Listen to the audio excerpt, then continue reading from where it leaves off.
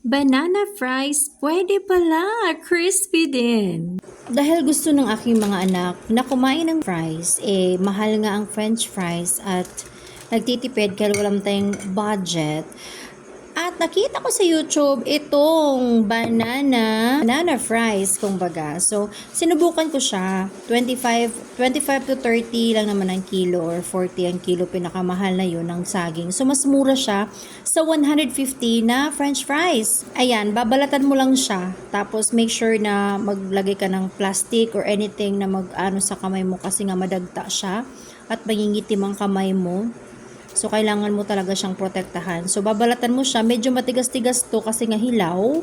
So, kailangan mo siyang tanggalan at tiyagaang tanggalan ng balat. So, ngayon, pag natanggal mo na ang balat, kailangan natin itong hiwain. Wait lang ha, tatanggalan ko lang ang balat.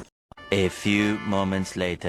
So, ito na nga, natanggalan na siya ng balat. So, hihiwain natin siya na parang fries. So, don't expect na perfect ang pagkahiwa kasi again, saging ito, charing lang. Mahal din kasi talaga kahit yung patatas. So, dito na lang tayo sa alternative na banana fries. O, masarap na, masustansya pa, char. Pero totoo yun. So, may tipid-tipid tayo. Pwede naman palang ganito. So, ganito na lang. Pero sure akong magugustuhan ng mga bata. So, pwede nyo itong gayahin para sa inyong mga anak. So, ayan o, strips na siya. Ganyan lang siya kaliliit. Tapos, yung iba nga dito, medyo yellow na siya. Pero matigas pa rin, parang hilaw. So, ayan na. Tapos na siyang magayat. O, ayan, ganyan ang kanyang hitsura. So, may medyo yellow na ng konti. Pero matigas-tigas pa rin siya. So, may tira pa nga ditong dalawa. Actually, akala ko hindi ko yan maluluto. Pero yung anak ko, Diyos mio marimar, kulang pala. So, yun, nagpainit na ako. So, pag nainit na yung mantika, ayan, ganito na ang itsura niya. Bubbling na siya. Ang taray.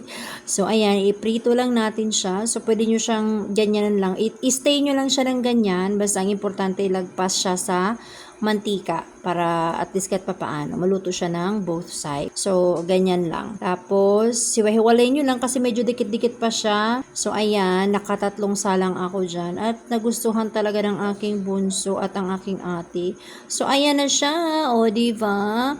Wala akong cheese na nilagay dyan. Mas extra sarap talaga sana pag mayroon siyang cheese powder pero hindi ko na siya nilagyan kasi nga nagtitipid tayo. So, ganyan, pure lang. Pwede naman ikaw maglagay ng asin or kahit na anong dip na gusto nyo. At tapasin ko nga, parang kakaiba pala itong kulay ng itong saging na ito. Pink. Ang aking saging kilala ay yellow laang at puti. Aba, mistisa para itong aking saging na nabili. Napakaganda naman. Di ba? Pink siya at nagustuhan nga ito ng aking bunso. Aray! Follow for more!